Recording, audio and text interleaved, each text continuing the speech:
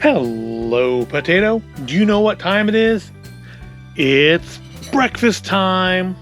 Now, normally during the holidays, I try to do on the Sunday before Christmas a special Christmas morning breakfast episode of Void of Intelligence. But this year, it's going to be like all Lego. But that doesn't mean I didn't find an interesting breakfast item to try out. Now, breakfast in the US, maybe it's this way to a certain degree in other countries as well, but in the US it's a little odd in that I've seen people discuss, why don't we have dessert with breakfast? You know, you'll have dessert with dinner, maybe even with lunch, but you never hear about breakfast dessert. And I pose to you that the reason for that is because we already have dessert for breakfast. You know, we have cakes made in a pan, we coat them in syrup, we sprinkle them with sugar, we have donuts, we have cereals that aren't just sweet, but are literally named after cookies and candy, like Oreo cereal and Chips Ahoy cereal and Nutter Butter cereal, and even mistakes like Sour Patch Kids cereal. Now, I'm not saying America is the only offender in this category. I know in some places they'll slather their toast in chocolate spread or put chocolate jimmies on their buttered toast. So it's not like we're the only offenders in this, but it is interesting that we make our breakfast pretty much a dessert. It doesn't have to, but let's face it, a lot of it is. A lot of the breakfasts you see are kind of desserty. Even when they come with eggs and sausage and bacon, they're still coming with waffles or pancakes, just drowned in syrup. But today's item is a new one for me. It's the first time I've actually found a cereal that isn't just named for candy, but contains candy and promotes that it actually contains candy. Because today we're trying from the Safe and Fair Food Company, chocolate candy cane granola made with real candy canes. Yes, there's literal candy in this breakfast cereal. Now, I think I've tried Safe and Fair before. I think they made the birthday cake granola I tried a couple years ago now. That was actually quite good. It's a high quality product. It is also not in the remotest really healthy, but they try to make you think it is because they say it's non-GMO, it's vegan, it's whatever the U means. I have no idea. What does this even say? Beyond celiac, gluten-free. Okay, so I guess if that was important to me, I would know what that symbol meant. And on the back, all things tell you it's clean, it's safe and fair, delicious, interesting, simple, honestly priced food. Yes, they don't lie about the price is. The price is what it says on the shelf. I'm not sure what that even actually means. From our kitchen to yours, happy holidays. It's war on Christmas. They're fighting the war on Christmas by acknowledging other holidays exist. What else does it have to say about itself? Clean, top 9 allergen-free, gluten-free, non-GMO, vegan, kosher, whole grain, ancient grains, plant-based, 0 grams of trans fat, cholesterol-free, no artificial ingredients, preservative-free, no high fructose corn syrup. 3% of proceeds donated to the Sean N. Parker Center for Allergy and Asthma Research at Stanford University. For all things safe and fair, visit safeandfair.com. And you can see them on social media because everybody's on social media. I'm old enough to remember thinking it was weird when, I think Crest toothpaste started putting that they had a website in their ad. What are you going to do at Crest.com? But anyways, that's just me being old. So it's 120 calories for a 1/3 cup serving. Now, I know granola is not meant to have a full bowl. It's meant to be filling, but that's not a low-calorie breakfast, is it? It does only contain, I think, 2% of your daily sodium, so that's a plus. Now, the ingredient list is fairly short.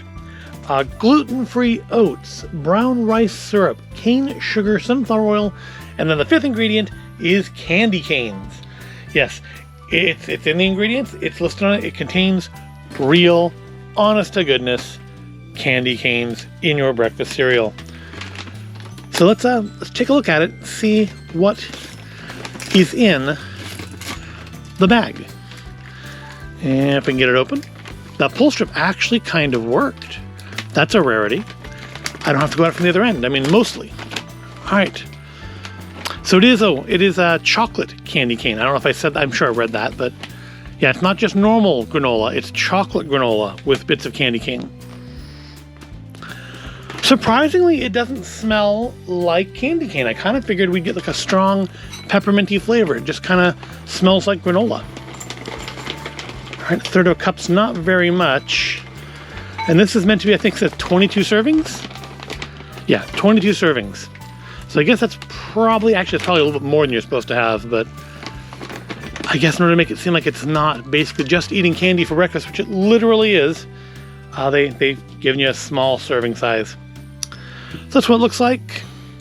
Looks like granola with little crushed up bits of candy cane in it. I mean, it's exactly what it says it's going to be. It doesn't really smell particularly chocolatey or anything. It really just kind of smells like granola. Let's see what it tastes like dry.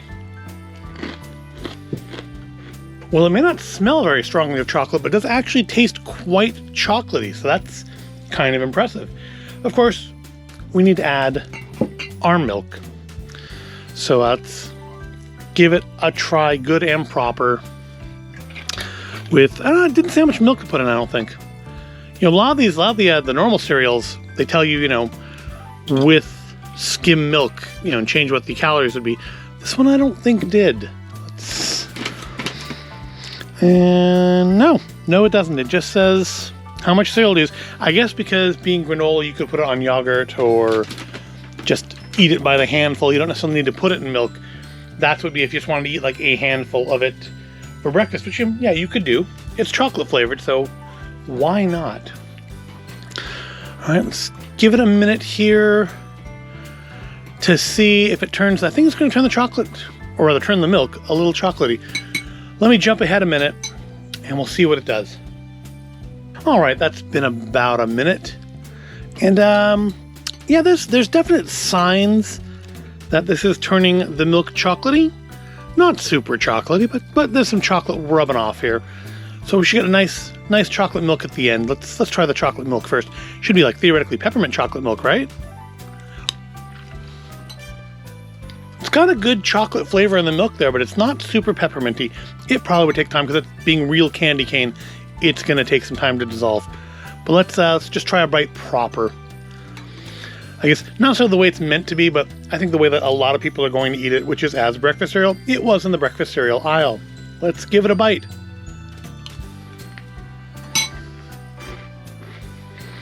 That is very, very chocolatey.